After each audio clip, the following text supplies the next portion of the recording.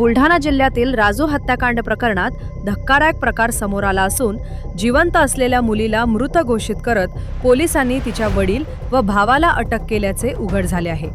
या दोघांवर गुन्हा कबूल करण्यासाठी प्रचंड मानसिक व शारीरिक टॉर्चर केल्याचेही आरोप करण्यात आले आहेत। मिळालेल्या माहितीनुसार पोलिसांनी सापडलेल्या अज्ञात महिलेच्या मृतदेहाची ओळख चुकीने संबंधित मुलगी म्हणून पटवून तिच्या कुटुंबियांवरच संशय घेत कारवाई केली।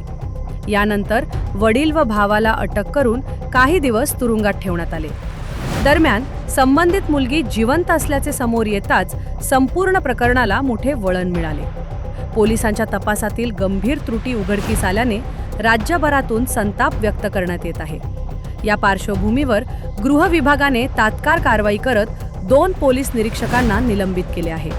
तसेच प्रकरणाची सखोल चौकशी करण्याचे आदेश देण्यात आले आहेत।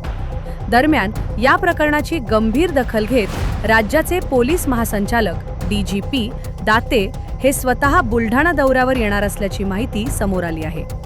उच्चस्तरीय तपासातून पुढील कारवाई होण्याची शक्यता आहे।